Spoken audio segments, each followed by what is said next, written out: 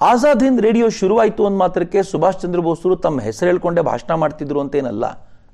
ಆರಂಭದ ಅನೇಕ ದಿನಗಳ ಕಾಲ ಸುಭಾಷ್ ಚಂದ್ರ ಬೋಸರೇ ಇದನ್ನು ನಡೆಸ್ತಾರೆ ಅಂತ ಯಾರಿಗೂ ಗೊತ್ತೇ ಇರಲಿಲ್ಲ. ಅದು ಸೈಲೆಂಟಾಗಿ ಪ್ರಚಾರ ಆಗ್ತಾ ಇತ್ತು. ಎಲ್ಲ ಕಡೆ ಈ ವಿಚಾರ ಹರಡೋಕ್ಕೆ ಪ್ಲಾಟ್ಫಾರ್ಮ್ ಆಗಿ ಸಿಕ್ಕಿತ್ತು. ಆದರೆ ಯಾವಾಗ ಸಿಂಗಪುರ ಬ್ರಿಟಿಷರ ವಶದಿಂದ ಕಳಚ್ಕೊಂಡು ಹೋಗಿ ಜಪಾನಿಗರ ತೆಕ್ಕೆಗೆ ಬಿತ್ತೋ ಆಗ ಸುಭಾಷ್ ಚಂದ್ರ ಬೋಸರಿಗೆ ಆರ್ಲ್ಯಾಂಡೋ ಮೆಟ್ಸೋಟಾನ ವೇಷ ಸಾಕಾಗಿದೆ, ಇನ್ನು ತಾನು ಸುಭಾಷ್ ಚಂದ್ರ ಬೋಸರಾಗಿ ಜಗತ್ತಿನ ಎದುರು ಕಾಣಿಸಿಕೊಳ್ಳಬೇಕಾಗಿದೆ ಅಂತ ಅನ್ನಿಸ್ತು. ಇದು ಸೂಕ್ತ ಸಮಯ ಅಂತ. ಆಗ ಸುಭಾಷ್ ಚಂದ್ರ ಬೋಸರು ಓಪನ್ ಆಗ್ತಾರೆ. ಮಿತ್ರ, ಓಪನ್ ಆಗಿದ್ದ ದಿನದ ಭಾಷಣ ಇದೆಲ್ಲ ಬಹಳ ವಿಶೇಷವಾಗಿರುವಂಥದ್ದು. ಇದು ಫೆಬ್ರವರಿ 19ನೇ ತಾರೀಕು 1942. ಅಲ್ಲಿವರೆಗೂ ಸುಭಾಷ್ ಚಂದ್ರ ಬೋಸರು ಏನು ಅಂತ ಯಾರಿಗೂ ಗೊತ್ತಿರಲಿಲ್ಲ, ಏನಾಗಿದ್ದಾರೆ ಅಂತ ಗೊತ್ತಿರಲಿಲ್ಲ. ಆಜಾದ್ ಹಿಂದ್ ಸೇನೆಯ ವಿಚಾರಗಳಂತೂ ಬರ್ತಾ ಇತ್ತು, ಆಜಾದ್ ಹಿಂದ್ ರೇಡಿಯೋ ವಿಚಾರಗಳು ಬರ್ತಾ ಇದ್ವು. ಆದರೆ ಅವತ್ತಿನ ದಿನ ಸುಭಾಷ್ರು ಮಾತನಾಡ್ತಾ ಏನು ಹೇಳ್ತಾರೆ ಗೊತ್ತೇನು? ಆಜಾದ್ ಹಿಂದ್ ರೇಡಿಯೋದಿಂದ ನಾನು ಸುಭಾಷ್ ಚಂದ್ರ ಬೋಸ್ ಮಾತನಾಡ್ತಿದ್ದೇನೆ. ಕಳೆದ 1 ವರ್ಷಗಳಿಂದ ಜಗತ್ತಿನ ವಿದ್ಯಮಾನಗಳನ್ನು ಮೌನವಾಗಿ ಗಮನಿಸ್ತಾ ಇದ್ದೆ. ನಾನು ಮಾತನಾಡಲು ಈಗ ಸಮಯ ಪ್ರಾಪ್ತವಾಗಿದೆ. ಬ್ರಿಟಿಷ್ ದಮನಶಾಹಿಯಿಂದ ಸಿಂಗಾಪುರ ದೇಶ ಕಳೆದುಕೊಂಡಿದ್ದು ಸಾಮ್ರಾಜ್ಯಶಾಹಿಯ ಅಂತ್ಯವನ್ನು, ಭಾರತದ ಚರಿತ್ರೆಯ ಹೊಸ ಯುಗದ ಉಷಃಕಾಲವನ್ನು ಸಂಕೇತಿಸುತ್ತದೆ. ಭಾರತ ಮತ್ತೆ ಸ್ವತಂತ್ರಗೊಳ್ಳುವವರೆಗೆ ಬ್ರಿಟಿಷ್ ಸಾಮ್ರಾಜ್ಯದ ವಿರುದ್ಧ ನಾನು ಹೋರಾಟ ಮಾಡುವೆ ಎಂಬ ಭರವಸೆಯನ್ನು ಕೊಡುತ್ತೇನೆ. ನಮ್ಮಂತೆ ಬ್ರಿಟಿಷರ ತುಳಿತಕ್ಕೆ ಸಿಕ್ಕಿ ನಲುಗಿರುವ ಇತರ ದೇಶಗಳೊಡನೆ ನಾವು ಬ್ರಿಟಿಷ್ ಸಾಮ್ರಾಜ್ಯದ ವಿಸರ್ಜನೆಗಾಗಿ ಹಾರ್ದಿಕವಾಗಿ ಸಹಕರಿಸುತ್ತೇವೆ ಅಂತ ಸುಭಾಷ್ ಚಂದ್ರ ಬೋಸರು ಹೇಳಿದರು. ಅದರ ಮುಂದಿನ ಭಾಷಣವು ಚೆನ್ನಾಗಿದೆ. ಬಂಧುಗಳೇ, ಈ ಮಹಾಯುದ್ಧದಲ್ಲಿ ಗುಲಾಮಿಯ ಸಂಕೇತವನ್ನು ಕಿತ್ತೊಗೆಯಿರಿ. ಇನ್ನು ಈ ಪರದಾಸ್ಯದ ಹೊರೆ ಸಾಕು. ಹಿಂದೂಸ್ತಾನ ಆದಷ್ಟು ಬೇಗ ಸ್ವತಂತ್ರವಾಗುತ್ತದೆ. ಬಡ ದೇಶದ ರಕ್ತ ಹೀರಿ ನಮ್ಮ ರಕ್ತ ಮಾಂಸದ ಬುನಾದಿಯ ಮೇಲೆ ಕಟ್ಟಿದ ಸಾಮ್ರಾಜ್ಯವು ಆದಷ್ಟು ಬೇಗ ಕುಸಿದು ಬೀಳಲಿದೆ. ಚರ್ಚಿಲ್ಲನ ಒತ್ತಾಯಕ್ಕೆ ಯುದ್ಧ ಮಾಡುತ್ತಿರುವ ಇಂಗ್ಲೆಂಡಿಗೆ ನಮ್ಮ ದೇಶದ ಸಾಧನ ಸಾಮಗ್ರಿ ಪೂರೈಸಬೇಡಿ. ತರುಣರ ರಕ್ತವನ್ನು ವೈರಿಗಳಿಗೆ ನೀಡಬೇಡಿ. ಬ್ರಿಟಿಷರ ಯುದ್ಧದ ಪ್ರಯತ್ನ ಹೇಗಾದರೂ ಮಾಡಿ ವಿಫಲಗೊಳಿಸಿ. ಇನ್ಕಿಲಾಬ್ ಜಿಂದಾಬಾದ್ ಅಂತ. ಸುಭಾಷ್ ಚಂದ್ರ ಬೋಸರು ಕಳೆದು ಹೋಗಿದ್ದಾರೆ, ಇನ್ನವರು ಇಲ್ಲ, ಅವ್ರು ಬದುಕಿಲ್ಲ, ಅಥವಾ ಅವರು ವಿದೇಶದಲ್ಲಿ ಹೋಗಿ ಐಷಾರಾಮಿ ಬದುಕನ್ನು ನಡೆಸ್ತಿದ್ದಾರೆ. ಹೀಗೆ ಬಗೆ ಬಗೆಯ ಕಥೆಗಳನ್ನು ಕೇಳಿದ್ದ ಜನಕ್ಕೆ ಸುಭಾಷ್ ಚಂದ್ರ ಬೋಸರು 1 ವರ್ಷಗಳಿಂದಲೂ ಸುಮ್ಮನೆ ಇಲ್ಲ ಎನ್ನುವಂಥ ವಿಚಾರ ಅಂತೂ ಸ್ಪಷ್ಟ ಆಯಿತು. ಜರ್ಮನಿಯ ಆಜಾದ್ ಹಿಂದ್ ರೇಡಿಯೋ ನಡೆಸ್ತಾ ಇದ್ದಿದ್ದು ಅವರೇ ಅಂತ ಯಾವಾಗ ಗೊತ್ತಾಯ್ತೋ ಸುಭಾಷ್ ಚಂದ್ರ ಬೋಸರ ವ್ಯಾಪ್ತಿ ಹಿಗ್ಗಿಸ್ಕೊಂಡ್ಬಿಡ್ತು. ಬ್ರಿಟಿಷರು ಇದ್ದಕ್ಕಿದ್ದಂತೆ ಕ್ರ್ಯಾಕ್ ಡೌನ್ ಶುರು ಮಾಡಿದರು. ಕ್ರ್ಯಾಕ್ ಡೌನ್ ಶುರು ಮಾಡಲಿಕ್ಕೆ ಕಾರಣವೂ ಇದೆ. ಸುಭಾಷ್ ಚಂದ್ರ ಬೋಸರ ಈ ಆಜಾದ್ ಹಿಂದ್ ರೇಡಿಯೋ ಏನಿದೆಯಲ್ಲ, ಆ ರೇಡಿಯೋದಲ್ಲಿ ಜಾಗತಿಕ ಮಟ್ಟದ ನ್ಯೂಸ್ ಕೂಡ ಬರ್ತಿತ್ತು. ಅದರಲ್ಲಿ ಇಂಗ್ಲೆಂಡಲ್ಲಿ ಏನಾಗಿದೆ, ಭಾರತದಲ್ಲಿ ಏನಾಗ್ತಾ ಇದೆ ಅನ್ನೋ ವಿವರಗಳನ್ನು ಕೂಡ ತುಂಬಾ ಡಿಟೇಲ್ಡ್ ಆಗಿ ಬರಿತಾ ಇದ್ರು ಅಥವಾ ಹೇಳಲಾಗ್ತಿತ್ತು. ಈ ರಿಪೋರ್ಟನ್ನು ಮಾಡ್ತಾ ಇದ್ದವರು ಸುಭಾಷ್ ಚಂದ್ರ ಬೋಸರೇ. ಅದರ ರಿಪೋರ್ಟ್ನ ನಡುವೆ ನಮ್ಮ ಇಂಗ್ಲೆಂಡಿನ ಪ್ರತಿನಿಧಿಯಿಂದ ಅಂತ ಹೇಳೋರು, ನಮ್ಮ ಪ್ಯಾರಿಸ್ಸಿನ ಪ್ರತಿನಿಧಿಯಿಂದ, ನಮ್ಮ ಭಾರತದ ಪ್ರತಿನಿಧಿಯಿಂದ ಅಂತ ಹೇಳೋರು. ಬ್ರಿಟಿಷರಿಗೆ ಹೆಂಗಾಗ್ತಿತ್ತು ಅಂತಂದ್ರೆ, ಇಂಗ್ಲೆಂಡ್ನಲ್ಲೂ ಇವ್ರ ಪ್ರತಿನಿಧಿಗಳಿದ್ದಾರೆ, ಪ್ಯಾರಿಸ್ನಲ್ಲೂ ಇದ್ದಾರೆ, ಭಾರತದಲ್ಲೂ ಯಾರೋ ಪ್ರತಿನಿಧಿಗಳಿದ್ದಾರೆ ಅಂತ.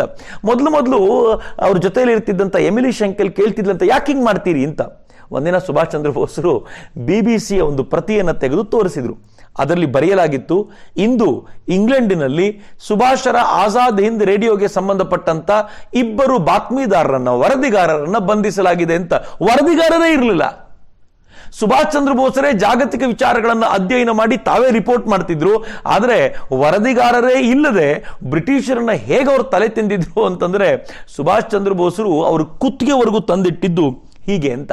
ಹಾಗಂತ ಬಿಟ್ಟರೆ ಸುಭಾಷರಿಗೆ ಬರೀ ರೇಡಿಯೋದಲ್ಲಿ ಕಾರ್ಯಕ್ರಮಗಳನ್ನು ಮಾಡ್ತಾ ಇರೋದು, ಜನರಿಗೆ ತಮ್ಮ ವಾಯ್ಸ್ ಕೇಳಿಸೋದು ಇಷ್ಟೇ ಕೆಲಸ ಆಗಿರಲಿಲ್ಲ. ಅವರಿಗೆ ಇಂಡಿಯನ್ ಲೀಜನ್ ಅನ್ನುವಂಥ ಒಂದು ಸೇನೆ ಕಟ್ಟಬೇಕಾಗಿತ್ತು. ಹೇಗೆ ಸೇನೆ ಕಟ್ಟೋದು? ಅಲ್ಲಿರುವಂಥ ಜರ್ಮನಿಯಲ್ಲಿರುವಂಥ, ಫ್ರಾನ್ಸ್ನಲ್ಲಿರುವಂಥ, ವಿಶೇಷವಾಗಿ ಜರ್ಮನಿಯ ಬೇರೆ ಬೇರೆ ಭಾಗಗಳಲ್ಲಿರುವಂಥ ಭಾರತೀಯ ಯುದ್ಧ ಕೈದಿಗಳನ್ನ ಅಥವಾ ಭಾರತದ ಬೇರೆ ಬೇರೆ ಕಾರಣಗಳಿಗೋಸ್ಕರ ಜೈಲಲ್ಲಿರೋರನ್ನ ಮಾತನಾಡಿಸಿ ಅವರ ಮೂಲಕ ಸೇನೆ ಕಟ್ಟಬೇಕು ಅಂತ. ಸುಲಭ ಇತ್ತೇನೋ ಅದು? ಅವರುಗಳಿಗೆ ಮೊದಲು ಕನ್ವಿನ್ಸ್ ಮಾಡಬೇಕು. ಸುಭಾಷ್ ಚಂದ್ರ ಬೋಸರ ಅಥವಾ ಅವರ ರಾಷ್ಟ್ರಭಕ್ತಿಯ ಪರಿಚಯ ಅವ್ರಿಗೆ ಆಗಬೇಕು. ಹೀಗೆಲ್ಲ ಮಾಡಿಕೊಡೋದು ಸುಲಭ ಇರಲಿಲ್ಲ. ಸುಭಾಷ್ ಚಂದ್ರ ಬೋಸರು ಸಿಚಿಲಿ ಫೆನ್ ಅನ್ನುವಂಥ ಒಂದು ಜಾಗಕ್ಕೆ ಹೋಗ್ತಾರೆ ಜರ್ಮನಿಯಲ್ಲಿ. ಅಲ್ಲೊಂದಷ್ಟು ಭಾರತೀಯರು ಕಾರಾಗೃಹದಲ್ಲಿದ್ದಾರೆ ಅಂತಂದಾಗ ಅವ್ರು ಮಾತನಾಡಿಸ್ಲಿಕ್ಕೆ ಅಂತ ಹೋದಾಗ ಅನೇಕರು ಸುಭಾಷರನ್ನು ಗುರುತೇ ಹಿಡಿಯಲ್ಲ. ಸುಭಾಷರ ಬಗ್ಗೆ ಕೇಳಿರ್ತಾರೆ, ಆದರೆ ಸುಭಾಷರು ಹೀಗೆ ಇದ್ದಾರೆ ಅಂತ ಅವ್ರಿಗೇನು ಗೊತ್ತು. ಸುಭಾಷರು ಮಾತನಾಡ್ಲಿಕ್ಕೆ ಶುರು ಮಾಡಿದಾಗ ಯಾರೋ ಜರ್ಮನಿಯವರು ಇವರನ್ನು ನಮ್ಮ ಹತ್ರ ಕಳಿಸಿರುವಂತ ಏಜೆಂಟು ಅಂತ ಸುಭಾಷರ ಮಾತನ್ನು ಕೇಳಿಸ್ಕೊಳ್ಳಿಕ್ಕೆ ಸಿದ್ಧರಾಗಲಿಲ್ಲ. ಆರಂಭದಲ್ಲಿ ಸುಭಾಷರು ಬರ್ಕೊಂಡು ಬಂದಿದ್ದಂಥ ಮಾತುಗಳನ್ನು ಓದಬೇಕು ಅಂತ ಅನ್ಕೊಂಡಾಗ ಅಲ್ಲಿದ್ದಂಥ ಕೈದಿಗಳು ನಿಧಾನವಾಗಿ ಕೆಮ್ಮೋದು, ಕಾಲನ್ನು ಕುಟ್ಟೋದೆಲ್ಲ ಮಾಡ್ತಿದ್ರಂತೆ. ಆನಂತರ ಸುಭಾಷರು ಆ ಬರ್ಕೊಂಡು ಬಂದಿದ್ದನ್ನು ಪಕ್ಕಕ್ಕಿಟ್ಟು ತಾವು ಉದ್ಘೋಷಪೂರ್ಣವಾಗಿ ಮಾತನಾಡ್ಲಿಕ್ಕೆ ಶುರು ಮಾಡಿದ ಮೇಲೆ ಎಲ್ಲ ಕೈದಿಗಳು ಸೈಲೆಂಟ್ ಆದರೂ, ಅಲರ್ಟ್ ಆಗಿ ಕೇಳಲಿಕ್ಕೆ ಶುರು ಮಾಡಿದರು. ಒಬ್ಬ ಎದ್ದು ನಿಂತ್ಕೊಂಡು ಈತ ಮೋಸಗಾರ ಅಲ್ಲ, ಅಕ್ಷರಶಃ ಸುಭಾಷ್ ಅಂತಂದ. ಜೊತೆಲಿದ್ದವ್ರು ಕೇಳಿದ್ರು, ನಿಂಗೆ ಹೆಂಗೆ ಗೊತ್ತು? ನಾನು ಇವ್ರ ಭಾಷಣವನ್ನು ಭಾರತದಲ್ಲಿದ್ದ ಕೇಳಿದ್ದೀನಿ, ಅದೇ ಭಾಷಣ, ಅದೇ ವ್ಯಕ್ತಿತ್ವ, ಈತ ಸುಭಾಷರೇ ಅಂತ ಹೇಳಿ ಕೆಲವರು ತಕ್ಷಣ ಸುಭಾಷರಿಗೆ ಹೇಳಿದ್ರು, ನಿಮ್ಮ ಸೇನೆಗೆ ನಾವು ಸೇರ್ಲಿಕ್ಕೆ ಸಿದ್ಧ, ಭಾರತಕ್ಕೋಸ್ಕರ ನಾವು ಹೋರಾಟ ಮಾಡ್ತೀವಿ ಅಂತ. ಸುಭಾಷರಿಗೆ ಅದು ಮೊದಲ ಗೆಲುವು. ಹಾಗಂತ ಅಲ್ಲಿಗೆ ಮುಗಿಯುವಂತಿರಲಿಲ್ಲ. 3-4 ಜನರನ್ನು ತಗೊಂಡು ಏನು ಸೇನೆ ಕಟ್ಟೋದು? ಆ ಸೇನೆಯನ್ನು ವಿಸ್ತಾರ ಮಾಡಬೇಕಾಗಿತ್ತು. ಕೆಲವೇ ದಿನಗಳಲ್ಲಿ ಎನಾಬರ್ಗ್ ಅನ್ನುವಂಥ ಒಂದು ಜಾಗಕ್ಕೆ, ಜರ್ಮನಿಯದ್ದೇ ಒಂದು ಭಾಗ, ಅಲ್ಲಿಗೆ ಹೋಗಬೇಕಿತ್ತು. ಅಲ್ಲಿಗೆ ಹೋಗುವಾಗ ಸುಭಾಷ್ ಚಂದ್ರ ಬೋಸರು ಅಲ್ಲಿರುವಂಥ ದೊಡ್ಡ ಕೈದಿಗಳ ಸಮೂಹ, ಮರಾಠರಿಂದಲೇ ತುಂಬಿರುವಂಥ ಆ ಕೈದಿಗಳ ಸಮೂಹದೊಳಕ್ಕೆ ಸುಭಾಷ್ ಚಂದ್ರ ಬೋಸರು ಹೋಗಿ ನಿಂತಾಗ ಜರ್ಮನಿಯವರು ಹೇಳಿದ್ರಂತೆ, ಆ ಕೈದಿಗಳು ಬಹಳ ಡೇಂಜರಸ್ ಇರ್ತಾರೆ, ಜರ್ಮನಿಯವ್ರನ್ನ ಕಂಡ್ರೆ ಆಗಲ್ಲ, ನಿಮ್ಮನ್ನ ಜರ್ಮನಿಯ ಏಜೆಂಟು ಅಂತ ತಿಳ್ಕೊಳ್ಳೋದ್ರಿಂದ ನಿಮ್ಮ ಮೇಲೆ ಅವರು ಆಘಾತ ಮಾಡಬಹುದು, ಆಕ್ರಮಣ ಮಾಡಬಹುದು, ಅದಕ್ಕೆ ಜರ್ಮನಿಯವರ ಸೈನಿಕರ ಪ್ರೊಟೆಕ್ಷನ್ ತಗೊಂಡು ಹೋಗಿ ಅಂತ ಸುಭಾಷ್ ಚಂದ್ರ ಬೋಸರು ಹೇಳಿದ್ರಂತೆ. ಹೊಡೆದ್ರು ನಮ್ಮವರೇ ಹೊಡೆಯೋದು, ನಾನು ಸಹಿಸ್ಕೊಳ್ತೀನಿ, ನೀವು ಬಂದರೆ ಅವ್ರ ಅನುಮಾನ ಜಾಸ್ತಿ ಆಗುತ್ತೆ, ನೀವು ಯಾರೂ ಬರಬೇಕಾದ ಅಗತ್ಯ ಇಲ್ಲ ಅಂತ ಏಕಾಂಗಿಯಾಗಿ ಆಕ್ರೋಶಗೊಂಡಂತ ಆ ಸೈನಿಕರ ನಡುವೆ ಹೋಗೋದಿದೆಯಲ್ಲ, ಸುಲಭದ ಮಾತಾಗಿರಲಿಲ್ಲ. ಸುಭಾಷ್ ಚಂದ್ರ ಬೋಸರು ಹೋದರು. ಮಾತನಾಡಲಿಕ್ಕೆ ಅಂತ ನಿಲ್ಲುವಾಗ ಅನೇಕರು ಛೇಡಿಸ್ತಿದ್ದಾರೆ. ಜರ್ಮನಿಯ ಏಜೆಂಟ್ ಬಂದ, ಇವನು ಯಾರೋ ಮೋಸಗಾರ, ಹಾಗೆ ಹೀಗೆ ಹೇಳಲಿಕ್ಕೆ ಶುರು ಮಾಡಿದ್ರು. ಸುಭಾಷರು ಮೊದಲು ಮಾತನಾಡ್ಲಿಕ್ಕೆ ಹೋಗುವಾಗ ಯಾವಾಗ ಮಾತಾಡ್ಲಿಕ್ಕೆ ಅವಕಾಶ ಸಿಗ್ಲಿಲ್ವೋ ಅವ್ರ ಕಣ್ಣಿಂದ ಧಾರಾಕಾರವಾಗಿ ನೀರು ಸುರಿಲಿಕ್ಕೆ ಶುರುವಾಯ್ತಂತೆ. ಅದಾದ್ಮೇಲೆ ಸುಭಾಷ್ ಚಂದ್ರ ಬೋಸರು ತಾವು ಬರ್ಕೊಂಡು ಬಂದಿದ್ದ ಭಾಷಣವನ್ನು ಬಿಟ್ಟು ಎಕ್ಸ್ಟೆಂಪೋರ್ ಆಗಿ ಮಾತನಾಡ್ಲಿಕ್ಕೆ ಶುರು ಮಾಡಿದ್ರು. ಸುಭಾಷ್ ಚಂದ್ರ ಬೋಸರ ಮಾತಿನಲ್ಲಿದ್ದಂಥ ದಮ್ ಎಂಥದ್ದಿತ್ತು ಅಂತಂದರೆ, ಅವರ ಮಾತು ಎಷ್ಟು ಜೋರಾಗಿತ್ತು ಅಂತಂದರೆ, ಸುಭಾಷರ ಮಾತನ್ನು ಕೇಳ್ತಾ ಕೇಳ್ತಾ ಮೊದಲೇ ಮರಾಠಿಗರು, ಶಿವಾಜಿಯ ನೆಲದಿಂದ ಬಂದವರು, ರಾಷ್ಟ್ರಭಕ್ತಿಯ ಬಗ್ಗೆ ಹೇಳಬೇಕೇನೋ, ಯಾವಾಗ ಸುಭಾಷರು ಇವೆಲ್ಲವನ್ನು ನೆನಪಿಸ್ಕೊಡ್ಲಿಕ್ಕೆ ಶುರು ಮಾಡಿದ್ರೋ ಅವರೊಳಗಿದ್ದಂಥ ರಾಷ್ಟ್ರಭಕ್ತಿ ಜಾಗೃತವಾಯಿತು. ಸುಭಾಷರು ತಮ್ಮ ಮಾತನ್ನು ಮುಗಿಸಿ ಹೊರಟು ಬಿಟ್ರು. ಯಾರೂ ಸೈನಿಕರಾಗಿ ಕನ್ವರ್ಟ್ ಆಗಲಿಲ್ಲ ಅಥವಾ ಸೈನಿಕರಾಗಿ ಹಿಂದೆ ಬಂದ್ಬಿಡ್ತೀನಿ ಅಂತ ಹೇಳಲಿಲ್ಲ. ಸುಭಾಷರು ಬಹಳ ಬೇಸರದಿಂದ ತಮ್ಮ ಕೋಣೆಯಲ್ಲಿ ತಮ್ಮ ಮಿತ್ರನೊಂದಿಗೆ ಮಾತನಾಡ್ತಾ ಕುಳಿತಿದ್ದಾಗ ಯಾರೋ ಒಬ್ಬರು ಬಂದು ಹೇಳಿದರು, ಮರಾಠ ರೆಜಿಮೆಂಟ್ನವರು ನಿಮ್ಮ ಜೊತೆ ಮಾತನಾಡಬೇಕು ಅಂತಿದ್ದಾರೆ.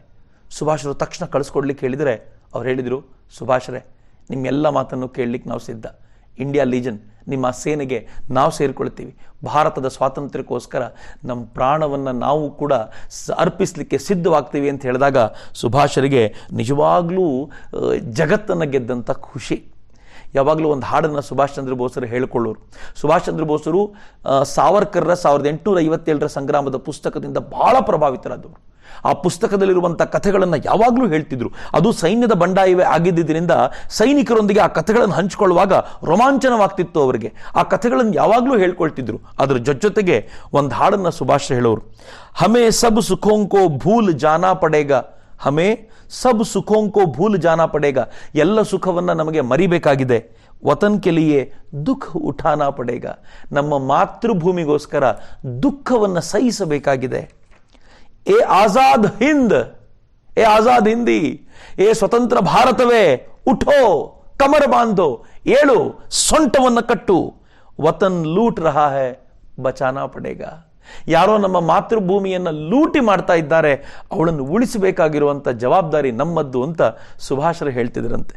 ಸೈನಿಕರು ಇವಿಷ್ಟನ್ನೂ ಕೇಳಿ ಅವ್ರು ರಿಪೀಟ್ ಹೆಂಗ್ ಮಾಡ್ತಿದ್ರು ಗೊತ್ತೇನು? ಹಮೇ ಸಬ್ ಸುಖೋಂಕೋ ಭೂಲ್ ಜಾನಾ ಪಡೇಗಾ, ವತನ್ ಕೆ ಲಿಯೇ ದುಃಖ ಉಠಾನಾ ಪಡೇಗಾ, ಏ ಆಜಾದ್ ಹಿಂದೋ ಉಠೋ ಕಮರ್ ಬಾಂಧೋ, ವತನ್ ಲೂಟ್ ರಹಾ ಹೈ ಬಚಾನಾ ಪಡೇಗಾ, ಹುಕುಂ ನೇತಾಜಿ ಕಾ ಬಜಾನಾ ಪಡೇಗ ಅಂತ. ನೇತಾಜಿಯವರ ಆಜ್ಞೆಯನ್ನ ನಾವು ಶಿರಸಾವಹಿಸಿ ಪಾಲಿಸಬೇಕಾಗಿದೆ ಅಂತ ಆ ಸೈನಿಕರು ಜೊತೆಗೂಡಿ ಹೇಳುವಾಗ ಅದೊಂದು ಅದ್ಭುತವಾಗಿರುವಂಥ ರೋಮಾಂಚನಕಾರಿ ಪ್ರಸಂಗವಾಗಿರ್ತಿತ್ತು.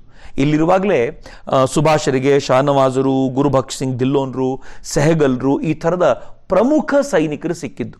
ಮುಂದಿನ ದಿನಗಳಲ್ಲಿ INA ಬ್ರಿಟಿಷರ ವಶವಾದಾಗ ಇವರೆಲ್ಲರನ್ನೂ ಕೂಡ ವಿಚಾರಣೆಗೆ ಒಳಪಡಿಸಿದ್ದನ್ನು ನಾವು ನೋಡ್ತೀವಿ. ಆದರೆ ಸುಭಾಷರಿಗೆ ಬಲಗೈಯಾಗಿ ಇವರುಗಳೆಲ್ಲ ಸಿಕ್ಕಿದ್ದು ಈ ಹೊತ್ತಿನಲ್ಲೇ. ಸಿಂಗಾಪುರ ಕುಸಿತಲ್ಲ, ಅಲ್ಲಿಂದ ಆಚೆಗೆ ಸುಭಾಷರ ಚಡಪಡಿಕೆ ಜಾಸ್ತಿ ಆಯಿತು. ಚಡಪಟಿಕೆ ಯಾಕೆ ಅಂತಂದ್ರೆ, ಒಂದು ಕಡೆಯಿಂದ ಸಿಂಗಾಪುರ ಕುಸಿದ ತಕ್ಷಣ ಆ ಕಡೆ ಬ್ರಿಟಿಷರು ವೀಕ್ ಆಗಿದ್ದಾರೆ ಅಂತ ಅರ್ಥ. ಆದರೆ ತಾನು 8 ದಿನಗಳ ಕಾಲ ಇದೇ ಜರ್ಮನಿಯಲ್ಲಿ ಕೊಳಿತಾ ಇರೋದು, ಜರ್ಮನಿಯಿಂದ ತಾನು ಎದ್ದು ಹೊರಡಬೇಕಲ್ಲ ಅಂತ ಸುಭಾಷ್ ಚಂದ್ರ ಬೋಸರು ಚಡಪಡಿಸ್ತಾ ಇದ್ದಾರೆ. ಜರ್ಮನಿಯಿಂದ ಹೊರಡಲಿಕ್ಕೆ ಅಂತ ಅವ್ರು ಎಲ್ಲ ತಯಾರಿ ಮಾಡ್ಕೋಬೇಕು. ಆದರೆ ಹೇಗೆ ಹೋಗೋದು? ಸುಭಾಷ್ ಚಂದ್ರ ಬೋಸರ ಮುಂದಿದ್ದಂಥ ಪರಿಸ್ಥಿತಿ ಹೆಂಗಿತ್ತು ನೋಡಿ. ಸುಭಾಷ್ ಚಂದ್ರ ಬೋಸರನ್ನ ಮಹಾನಾಯಕ ಅಂತ ಯಾಕೆ ಕರೀತಾರೆ? ಅವರಿಗೆ ಸರಿಸಮನಾಗಿ ನಿಲ್ಲಬಲ್ಲಂತ ಮತ್ತೊಬ್ಬ ನಾಯಕರು ಆ ಕಾಲಘಟ್ಟದಲ್ಲಂತೂ ಡೆಫಿನೆಟ್ಲಿ ಇರಲಿಲ್ಲ. ನೀವು I am sorry to say, Mahatma Gandhiji ಆಗಲಿ, ನೀವು ಜವಾಹರ್ಲಾಲ್ ನೆಹರು ಆಗಲಿ, ಸರ್ದಾರ್ ಪಟೇಲ್ ಆಗಲಿ, ಯಾರನ್ನೂ ಕೂಡ ಸುಭಾಷರಿಗೆ ಸರಿಸಮವಾಗಿ ತೂಕ ಹಾಕ್ಲಿಕ್ಕೆ ಸಾಧ್ಯವೇ ಇರಲಿಲ್ಲ. ಯಾಕೆ ಅಂತಂದ್ರೆ, ಒಂದು ಕಡೆ ಸುಭಾಷರು ಜರ್ಮನಿಯಲ್ಲಿದ್ದಾಗಲೇ ಅವರು ಫ್ರಾನ್ಸಿಗೆ ಹೋಗ್ತಾ ಇದ್ರು, ಇಟಲಿಗೆ ಹೋಗ್ತಾ ಇದ್ರು, ಬೆಲ್ಜಿಯಂಗೆ ಹೋಗ್ತಾ ಇದ್ರು, ಆಸ್ಟ್ರಿಯಾಗೆ ಹೋಗ್ತಿದ್ರು, ಜೆಕೋಸ್ಲೋವಿಯಾಕ್ಕೆ ಹೋಗ್ತಿದ್ರು. ಅಲ್ಲಿನ ಜನರ ಜೊತೆ ಸಂಪರ್ಕವನ್ನು ಏರ್ಪಡಿಸಿಕೊಂಡು ಭಾರತಕ್ಕೆ ಯಾವ ರೀತಿ ಸಹಕಾರವಾದರೂ ಅವರಿಂದ ಪಡ್ಕೊಳ್ಳಿಕ್ಕೆ ಪ್ರಯತ್ನ ಪಡ್ತಿದ್ರು. ಎರಡನೇ ಕಡೆ ಫ್ರೀ ಇಂಡಿಯಾ ಸೆಂಟರ್ ರನ್ ಮಾಡ್ತಾ, ಆಜಾದ್ ಹಿಂದ್ ರೇಡಿಯೋ ರನ್ ಮಾಡ್ತಾ ಅದರ ಪ್ರಯತ್ನದಲ್ಲಿ ನಿರತವಾಗಿದ್ರು. ಮೂರನೇದರಲ್ಲಿ ಅಲ್ಲೊಂದು ಸೇನೆಯನ್ನ ಕಟ್ಟುವಂತ, ಇಂಡಿಯಾ ಲೀಜ್ ಅನ್ನ ಕಟ್ಟುವಂತ ಪ್ರಯತ್ನ ಮಾಡ್ತಿದ್ರೆ, ನಾಲ್ಕನೆಯದಾಗ ಅವರೀಗ ಇನ್ನೊಂದು ಯೋಜನೆ ಏನ್ ಮಾಡ್ತಿದ್ರು ಅಂತಂದ್ರೆ, ಪೂರ್ವ ಏಷ್ಯಾಕ್ಕೆ ಹೋಗಿ ಅಲ್ಲಿಂದ ಭಾರತದ ಮೇಲೆ ಆಕ್ರಮಣ ಮಾಡುವ ಪ್ರಯತ್ನವನ್ನ ತೀವ್ರಗೊಳಿಸಬೇಕು ಅಂತ ಒಂದೇ ಸಲಕ್ಕೆ ಎಷ್ಟು ದಿಕ್ಕಿನಲ್ಲಿ ಕೆಲಸ ಮಾಡ್ತಿದ್ದ ಪುಣ್ಯಾತ್ಮ ಆ ವಯಸ್ಸಿನಲ್ಲಿ.